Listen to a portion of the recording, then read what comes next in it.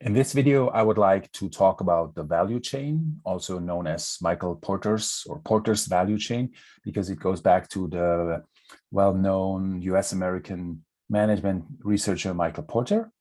I explain how the value chain is made up, what are the parts of the value chain, and what it can be used for. So let's start. When we look at the company, we find that it is a system of which is made up of several activities, which are also connected with each other.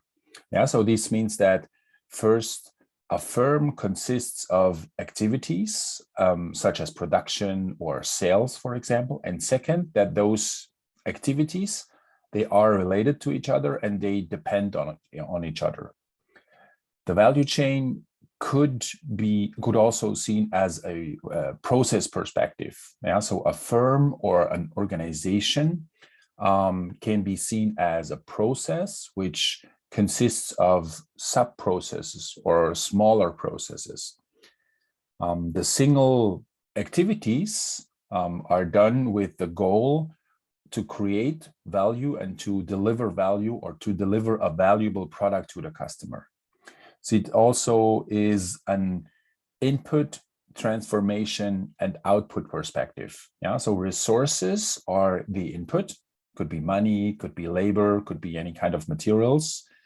And those resources are then transformed into something of a higher value. Yeah, and this is why it's called value chain. Yeah, so because with each step, the value is increased. So an organization, as I said, an organization itself can be seen as this input, transformation, output system. And also it is made up of many subsystems, which they also have the same characteristics: input, transformation, process, and output. So a large car manufacturer, for example, consists of different product lines that are quite separate and quite independent from one another, for example.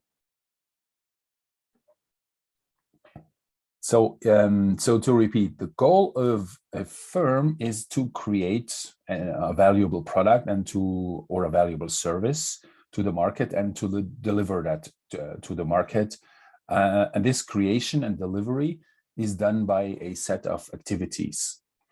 And the activities then, of course, they can be seen as somehow building blocks of a company. That these building blocks, they cause also costs, they affect the profits, and they are also crucial to whether a company is competitive or not.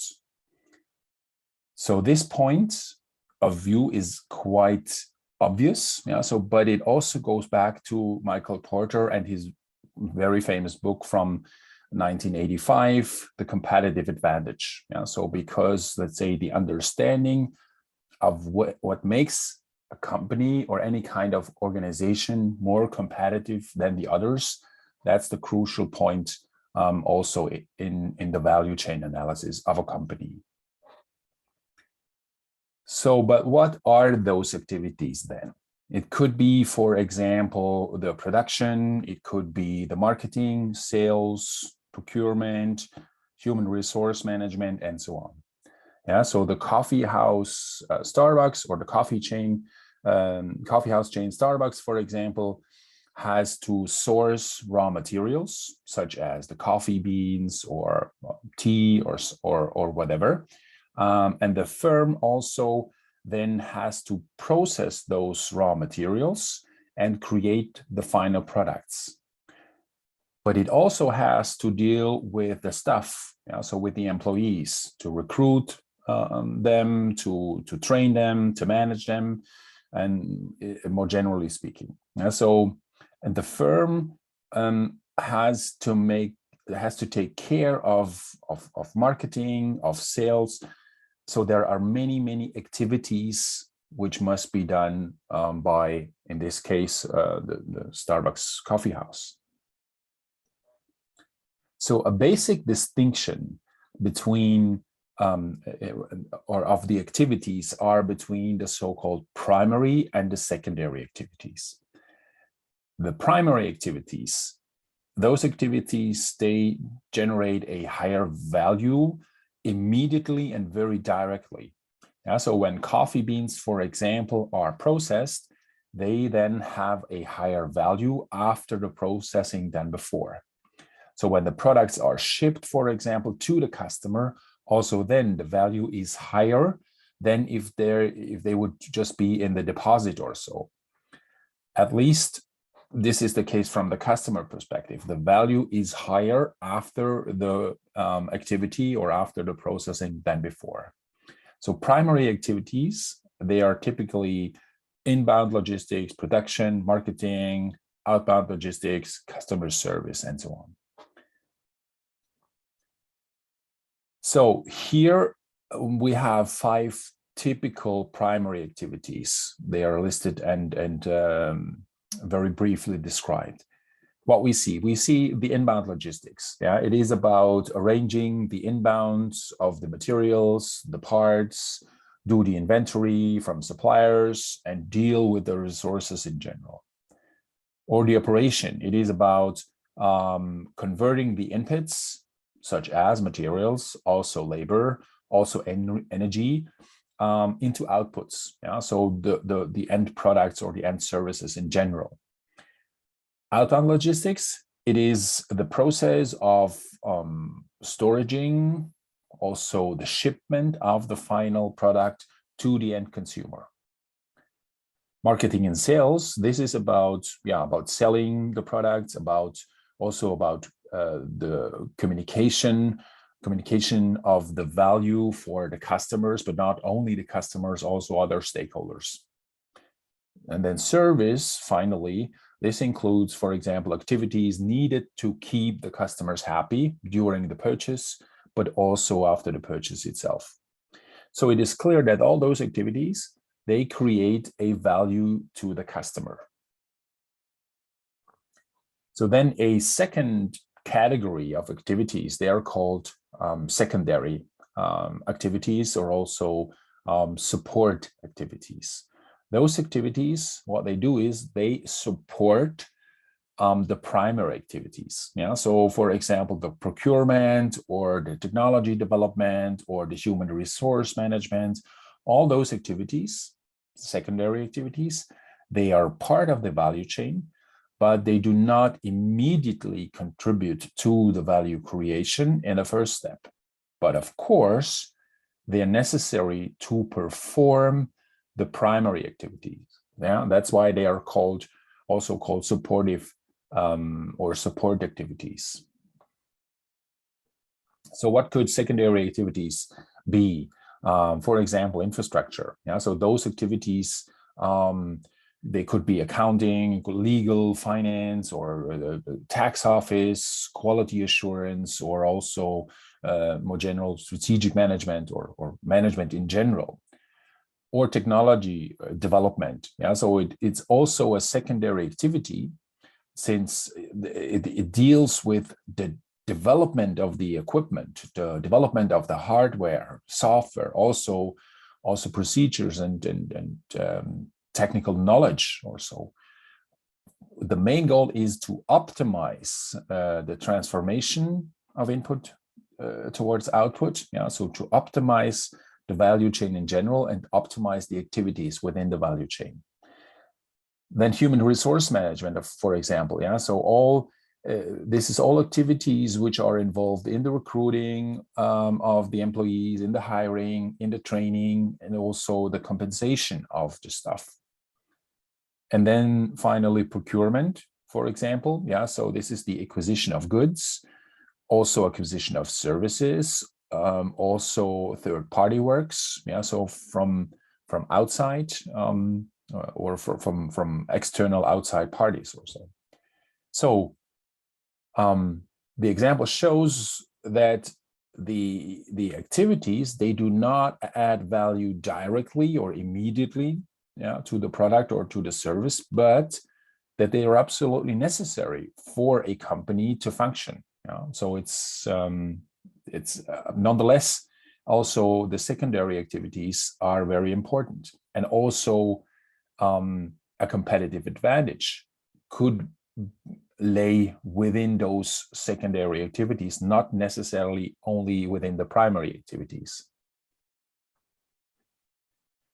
And then finally, we have a third aspect. The third aspect is the margin. Yeah? So the margin results from the difference between the costs for a company and the value for the customer. Yeah? So this is of course, it's somewhat theoretical consideration, but it's also very important because if a firm wants to reduce the costs of the activities, then the firm also has to see whether this cost reduction also minimizes or shrinks the value from the customer's perspective.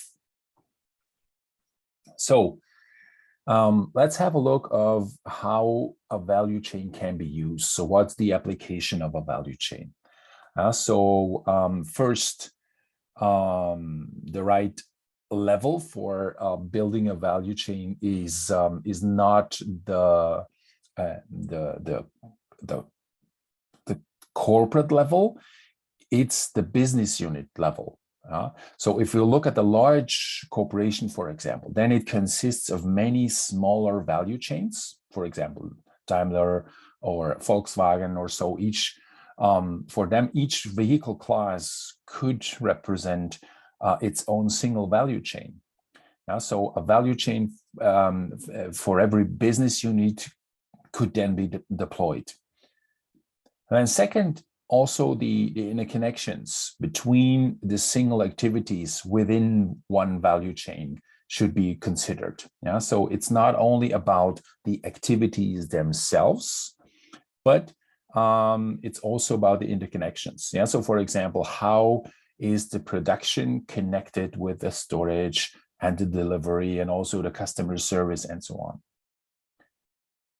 Then third, the value chain is used to identify so-called value drivers. These are the topics where a firm is really good in. So for example, some firms, they are really good in research and technology or technology development, and the other firms could be good in customer service, could be good in branding and so on. So this then is a source of competitive advantage for that company. So for example, Apple, the company, this is known for being good in design, but also being good in customer service, for example. Then a fourth aspect is that a firm could also decide if some tasks, some activities could be outsourced to a third party instead of performed by themselves. So if a company is, for example, struggling with some of the individual tasks or activities, for example, with the customer service, because this is too expensive or so, then this activity could also be outsourced completely.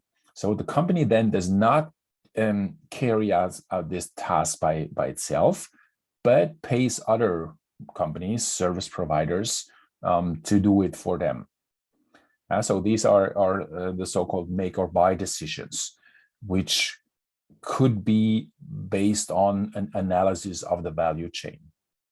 And then finally, the fifth aspect is that if a large firm consists of many value chains, then also the interconnections between them should be considered. So for example, to identify synergy effects when, for example, the procurement could be optimized. Or also the general infrastructure could be optimized. So in total, the value chain helps to analyze the firm and to understand the single activities and how relevant and how important they are to be competitive in the market. So what also should be considered is that a company, well, is not alone in the world. So in most cases, a company or a company-specific value chain is part of a larger value chain or of a larger system, a larger chain. Yeah. So, for example, if you look at the company Continental, the automotive supplier, then this company, for example, purchases raw materials, or it also purchases assemblies from other suppliers, such as could be Bosch, it could be Magna, it could be other automotive suppliers. And then the company, Continental in this case, what it does, it supplies its own products to the automotive manufacturers. Yeah, so such as, for example, Mercedes or BMW. And they then deliver their vehicles to other companies, such as rental car companies, such as Sixt or Europcar or any others. And then the end consumer stands at the very end of this chain. And therefore, it could also be called a value network. Yeah, so because we have many interconnections, many different actors, many different players, until the product gets to the very end consumer. So to sum up the value chain. The value chain is simply a tool to analyze a company, so to better understand a company, what the company does, and to find where and why a company has competitive advantage over the others, and what this competitive advantage could be. It is also the case that the individual activities within the value chain, they are used also to structure textbooks or on business administration, for example. So this also happens simply because it is a way of structuring what a company does. Yeah. So the division of a very complex company or organization or unit into smaller and more handsome units. Thanks very much for your attention, and have fun.